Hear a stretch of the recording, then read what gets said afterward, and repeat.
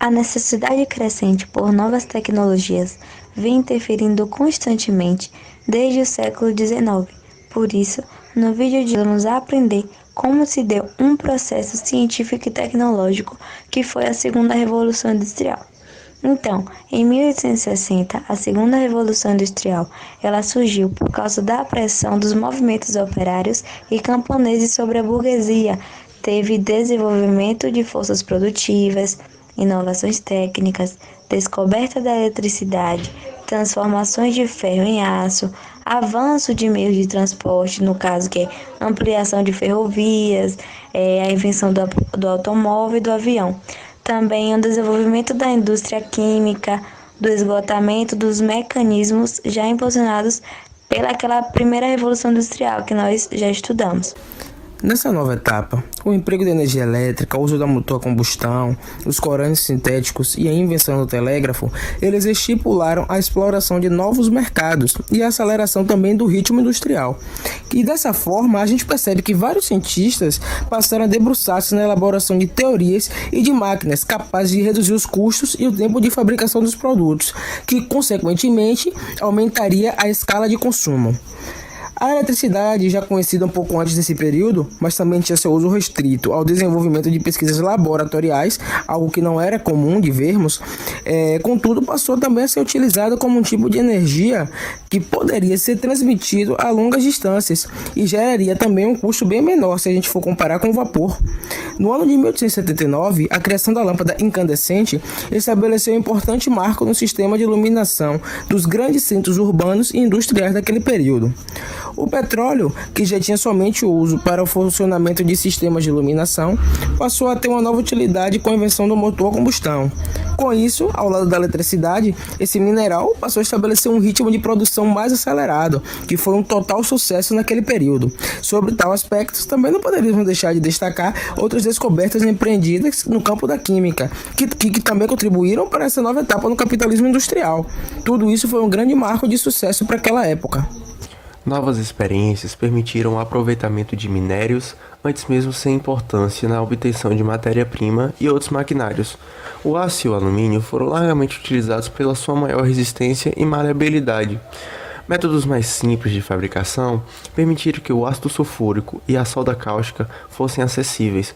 Por meio desses dois compostos, a fabricação de borracha, papel e explosivos pode ser feita em larga escala. Com relação aos transportes, podemos ver que as novas fontes de energia e produção do aço permitiram a concepção de meios de locomoção mais ágeis e baratos. Durante o século XIX, as estradas de ferro foram o ramo de transporte que mais cresceu. Nesse período, Estados Unidos e Europa possuíam juntos cerca de 200 mil quilômetros de trilhos construídos. Segundo outros dados, somente na década de 1860, mais de 2 milhões de pessoas eram empregadas na manutenção desse único meio de transporte.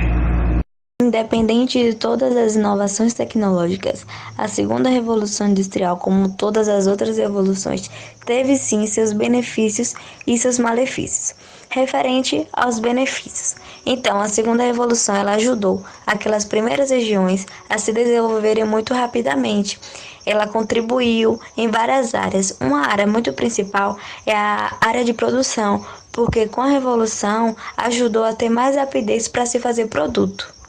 Além disso, a Revolução Industrial ela contribuiu muito na área da comunicação. Por quê? Porque teve mais facilidade e rapidez de se fazer e fechar negócios com outros estados que utilizavam a indústria como principal fonte de desenvolvimento.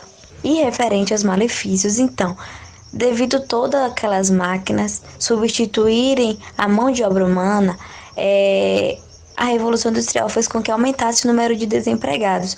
Além disso, teve também a poluição ambiental, o aumento da poluição sonora, o êxodo rural e o crescimento desordenado das cidades também foram consequências não vistas para a sociedade. E até os dias de hoje, o desemprego ele é um dos grandes problemas nos países em desenvolvimento. A Revolução Industrial trouxe diversos avanços na área da tecnologia. Máquinas que antes eram a vapor, agora usam energia. Um dos maiores exemplos são os computadores e celulares, pois eles foram criados graças à Revolução Industrial. A Revolução Industrial também teve forte influência na classe operária. Em 1780, por exemplo, trabalhavam-se em torno de 80 horas semanais em condições precárias. Em 1820, houve uma queda para 67 horas semanais e em 1860 para 53 horas. Atualmente, trabalham-se 46 horas por semana. De certa forma, podemos dizer que a Revolução Industrial ainda ocorre até os dias de hoje. A Revolução Industrial possibilitou o aumento da população urbana, a produção de produtos em larga escala, o aumento de comércio e os meios de transporte foram aperfeiçoados, onde todas essas mudanças acontecem até os dias de hoje. Vemos indústrias cada vez maiores, meios de transportes ficando cada vez mais rápidos e seguros. O local de trabalho está cada vez mais adequado para os operários, fontes de energia cada vez menos poluentes. 3, 2, 1, go!